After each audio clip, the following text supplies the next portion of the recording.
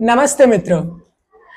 आज मैं बैठा हूँ कामधेनु माताओं के साथ। इनका नाम है अम्बे और इनका नाम है धेनुश्री। सनातन धर्म में गौ की बहुत महिमा है। गाय का बहुत महिमा मंडन करा गया है। गाय की महिमा गाई गई है। गाय को देवी बताया गया है, साक्षात परब्रह्म स्वरूपिणी बताया गया है। लेकिन गाय इतनी पूजनीय क्यों है? चलिए आज हम इसे जानते हैं। जब हम कहते हैं गौ माता, तो इसका अर्थ ये नहीं है कि किसी ने अपने मन से बोल दिया कि गाय दूध देती है तो बस गौ माता हो गई, इसीलिए हम मानने लग गए। ऐसा नहीं है। जब गौ माता कहा जाता है तो ये शास्त्रों के आधार पर कहा जाता है, और गौ माता की उपाधि सिर्फ वेद लक्षणा गाय को ही दी गई है।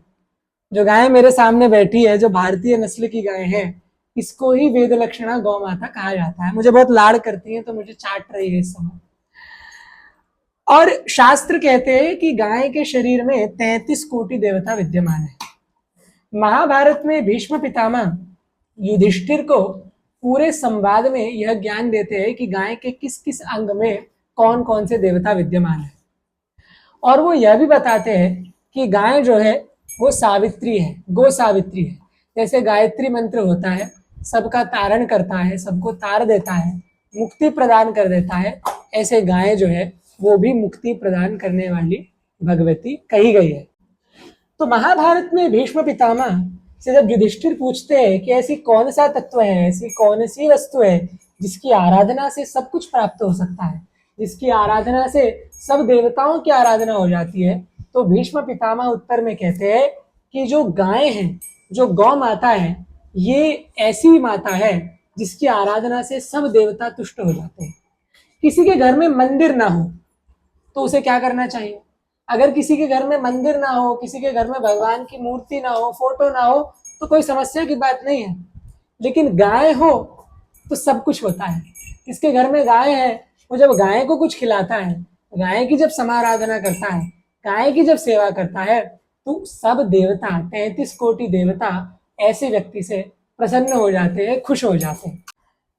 तो जब किसी के घर में कोई मंदिर नहीं होता, कोई भगवान की मूर्ति नहीं होती, फोटो नहीं होती, लेकिन गाय होती है, तो सब काम बन जाते हैं। क्योंकि भीष्म बताते हैं कि गाय को जब हम कुछ खिला देते हैं तो समझिए 33 कोटि देवी देवताओं को हमने हविष्य प्रदान कर दिया, उनको हमने भोग अर्पित कर दिया, उनको हमने नैवेद्य अर्पित कर दिया। भीष्म पितामह युधिष्ठिर को उस गो सावित्री स्तोत्र के अंदर बहुत सी बातें बताते हैं।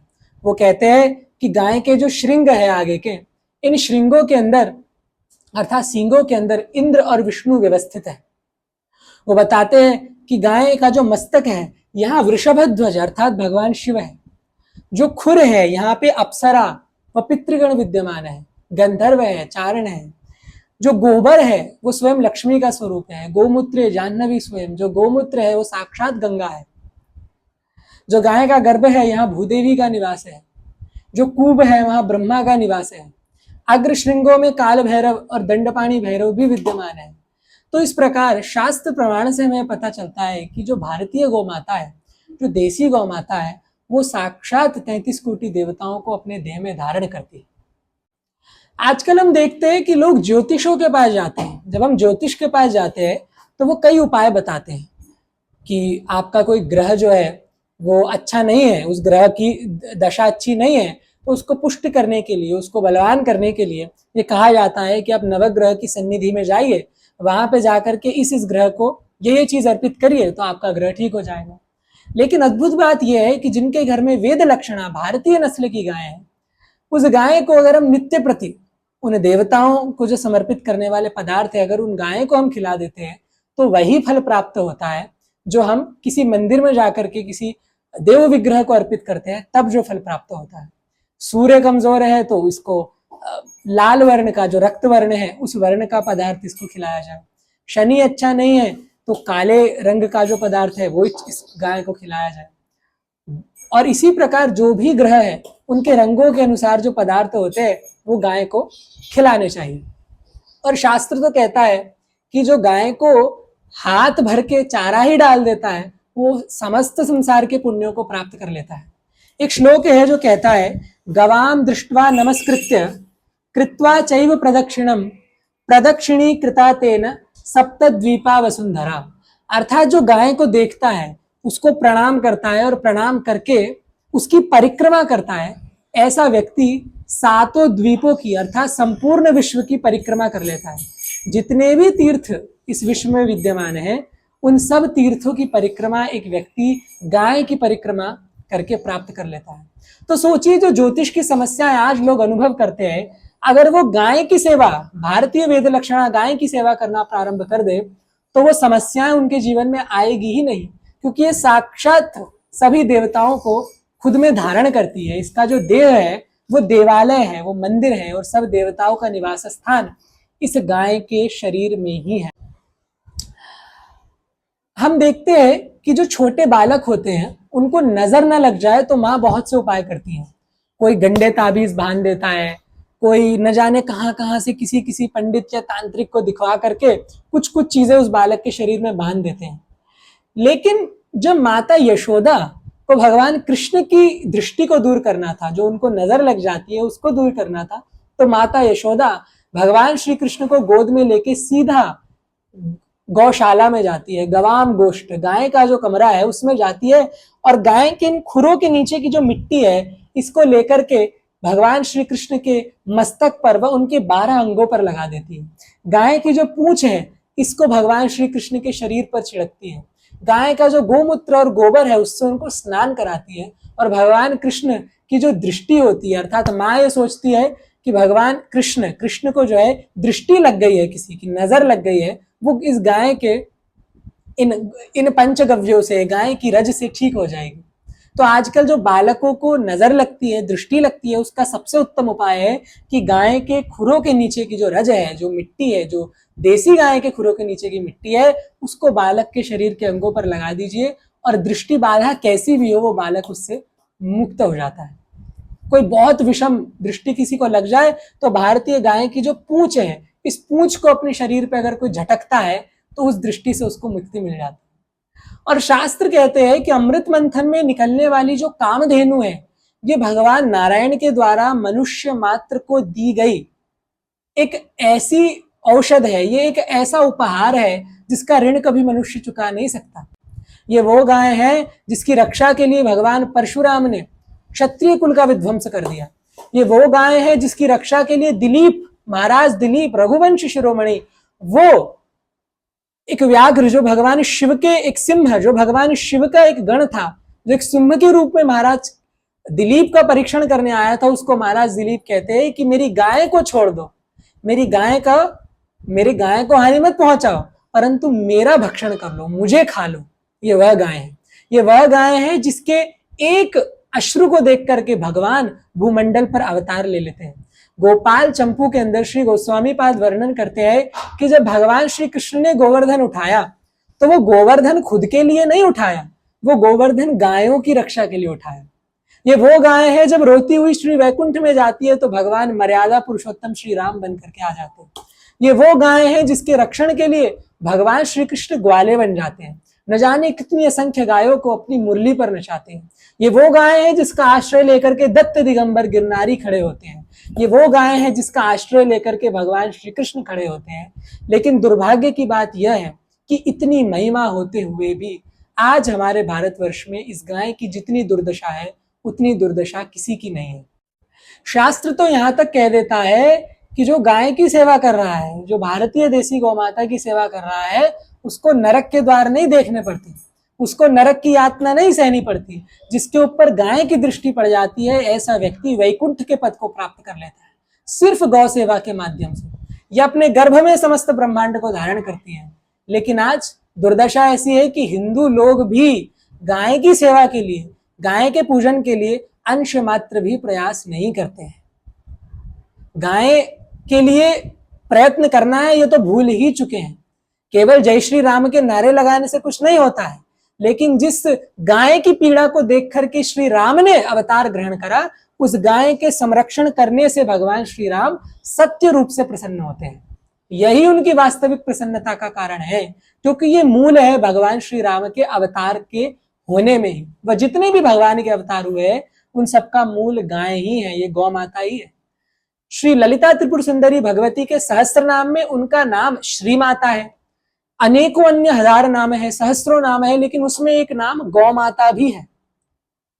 और वही गौ माता हमारे समक्ष बैठी है, लेकिन उसकी महिमा का हम अनुभव कर नहीं पाते। हम सरकार से मांग करते हैं, लेकिन अगर कोई कह दे कि 10 हिंदू परिवार भी एक गाय का संरक्षण अगर करना प्रारंभ कर दे, एक गाय का पालन अगर 10 हिंदू परिवार मिलकर भी करने लग जाए, तो गाय की दुर्दशा नहीं होगी।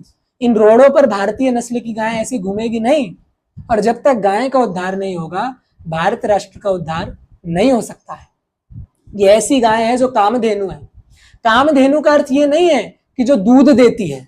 कामधेनु का अर्थ है जो सब कामनाओं को पुष्ट करती है, सब कामनाओं को पूर्ण करती है, और वो स्वरूप है इस गौ माता का। ये कुछ बात अनसुनी नहीं करती है, इसके कर्णरंध्रों में जो पहुंच जाता है, ये माँ की तरह उसको पूर्ण कर देती है। इसके चरणों में जिसका मस्तक झुक जाता है, उसकी दुर्गति कभी गाय होने नहीं देती है, उसका उद्धार ही उद्धार करती है। ये गाय की महिमा है। अगर यमदूत भी किसी को लेने आ जाए और गाय की दृष्टि पड़ जाए, तो उसका कुछ यमदूत भी नहीं बिगाड़ सकते, क्योंकि त्वम सदा विष्णु पदे स्थिता। ऐसा भीष्म पितामह कह रहे हैं कि हे गौ माता, तू सदैव भगवान विष्णु के चरण कमलों में स्थित है, तू उसकी दासी है, तू उसकी सेविका है, तो भला तेरे भक्त का कौन अहित कर सकता है? कोई नहीं कर सकता है। इसीलिए इस गौ माता की महिमा को समझिए। ये समझिए कि जिस दिन हर व्यक्ति इस भारतीय नस्ल की गौ माता की सेवा करना प्रारंभ कर देगा, उस दिन अधिक से अधिक व्याधियां तो यूं ही नष्ट हो जाएगी। जिस घर में वास्तु दोष हो, उस घर में अगर गाय का निवास हो जाए तो वास्तु दोष खत्म हो जाता है। पितृदोष हो, गाय की सेवा करिए, वह भी नष्ट हो जाता है। अनेक प्रकार के दोष गाय की सेवा मात्र से दूर हो जाते हैं। ऐसे अनेकों लोग हैं जिनके जीवन में न जाने कितनी दुर्गति चल रही थी, लेकिन जब से गौ माता की सेवा प्रारंभ करी, तब से उन्नति ही उन्नति होती गई। और ये और लोगों का नहीं, मेरा खुद का भी अनुभव है, मेरा स्वयं का भी अनुभव है।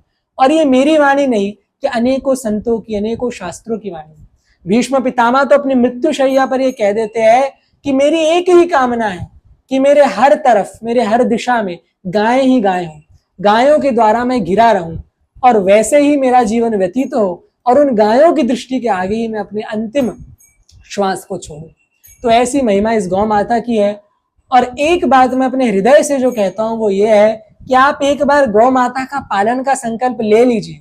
आप गौ माता को अपने घर में ले आइए, गौ माता के लिए संसाधन इकट्ठा करके उनकी सेवा करना प्रारंभ कर दीजिए, और निश्चित ही गौ माता की कृपा से एक दिन ऐसा आएगा जब आपके पास वो सब संसाधन होंगे जिन संसाधनों के बारे में आप कभी सोचते थे, और गौ माता की कृपा से आप उस स्थिति को प्राप्त कर पाएंगे जिससे गौ माता आपके घर में नित्य आनंद से निवास कर सके। मेरी सभी सनातनियों से, सब हिंदू धर्म प्रेमियों से प्रार्थना है कि अगर आप वास्तविकता में सनातनी हैं, तो आप गौ सेवा प्रारंभ करिए। गौ सेवा मात्र से आप सच्चे सनातनी कहलाएंगे, क्योंकि हमारे धर्म में गौ को ही भूदेवी का प्रतीक कहा गया है, गौवंश को ही धर्म का प्रतीक कहा गया है। भगवान शिव के ध्वज पर वृषभ का चिन्ह है, गौवंश का चिन्ह है, किसी और का चिन्ह नहीं है। तो जिस दिन से आप गौ सेवा प्रारंभ कर देंगे, गाय की महिमा को प्रारंभ कर देंगे, उसकी ममता को देखना प्रारंभ कर देंगे, उस दिन से आपके जीवन का कायाकल्प ही पलट जाएगा, आपके जीवन की स्थिति ही पलट जाएगी, और गौ माता आपके जीवन में सुख समृद्धि अवश्य ही भरेंगी, और आप पे अपनी विशेष अनुग्रह को बरसाएंगी, क्योंकि गौ माता साक्षात भगवती है, साक्षात भगवान है, और इसके स्वभाव से ही प्रतिलक्षित होता है। इसकी सेवा करने से ही अनुभूति एक सेवक को हो जाती है कि ये भगवती है, ये भगवान है। और जब भी आप गौ माता की सेवा करें तो दूध की इच्छा से ना करें, शोषण की इच्छा से ना करें, केवल गौ माता की सेवा के लिए सेवा करिए। जब हम इन गौ माता को अपने घर पर लाए थे तो इस इच्छा से नहीं लाए थे कि हमें दूध देगी, आज भी दूध नहीं देती है, केवल सेवा भाव से ही लाए थे, और उस सेवा को ही आज हम निभा रहे हैं। और इनको लेकर के इनकी ऐसी कृपा है कि ये अपने लिए जगह भी ढूंढ लेती है। पहले जगह नहीं थी, आज जगह भी हो गई है, जिससे यहाँ वहां घूमती है, दौड़ती है और आनंद से रहती है। तो मैं आप सबसे यही विनती करना चाहता हूं कि सनातन धर्म का जो मूल है वो गौ माता है। और आप चाहे कितना कर्मकांड कर लीजिए, कितनी पूजा कर लीजिए, जब तक गाय संरक्षित नहीं होगी, ये वेद लक्षणा गाय संरक्षित नहीं होगी, तब तक हमारी किसी भी पूजा पाठ का, किसी भी धर्म मर्यादा का कोई महत्व रह नहीं जाता है, क्योंकि मूल तो गाय ही है। ये वो गाय है जो भगवान को बद्ध कर देती है अवतार लेने के लिए। तो हमारा उद्धार क्यों न करेगी। जय गौ माता, जय गौपाल।